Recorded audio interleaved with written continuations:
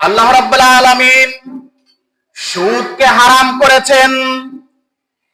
পবিত্র কোরআনের সূরা আল ইমরানের 130 নম্বর আয়াতে তিনি বলছেন, ইয়া আইয়ুহাল্লাযীনা আমানু লা তাকুলুর রিবা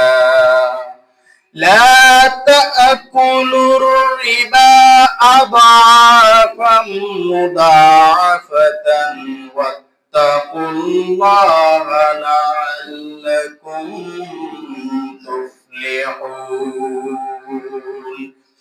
আল্লাহ তাআলা বলছেন, হে ঈমানদাররা, হে বিশ্বাসীরা, তোমরা যারা আমার উপরে ঈমান এনেছো, তোমরা কেউ চক্রবৃদ্ধি হারে সুদ খেও না।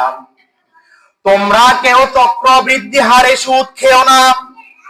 আর তোমরা আল্লাহকে ভয় করো, আশা করা যায় তোমরা সফলতা লাভ করবে। সুবহানাল্লাহ। আল্লাহ তাআলা নিষেধ করে দিয়েছেন, নিষিদ্ধ ঘোষণা করেছেন, ইয়া আইয়ুহাল্লাযীনা আমানু লা তাকুলুর রিবা। রিবা মানে হচ্ছে সুদ।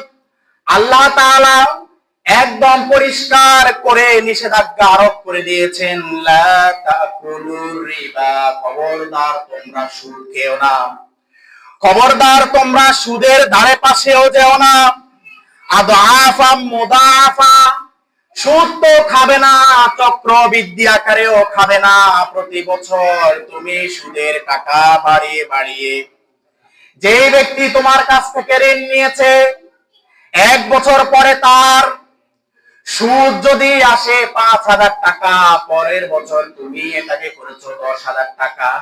আর এটাই হলো চক্রবৃদ্ধি। চক্রবৃদ্ধি আকারে খবরদার কোন সুদ খেও না। ইত্তাকুল্লাহ, তুমি আল্লাহকে ভয় করো। আমি আল্লাহ পরিষ্কার করে তোমার জন্য নিষেধাজ্ঞা দিয়ে দিচ্ছি, তুমি সুদ খাবে না।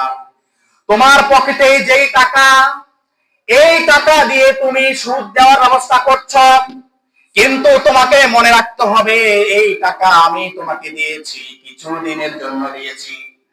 কিছু টাকা তোমার হয়েছে, এই টাকার গরমে তুমি এখন সুদ দেওয়ার চিন্তা করছো। কিন্তু বান্দা মনে রাখো, আমাকে যদি ভয় না করে তুমি এই সুদের টাকা যদি তুমি ভক্ষণ করো, তাহলে তোমার সব ধন সম্পদ গুলো আমি আল্লাহ পবিত্র ঘোষণা করছি। নাউজুবিল্লাহ। তাহলে সুদখোরদের সমস্ত সম্পদ কি? অপবিত্র।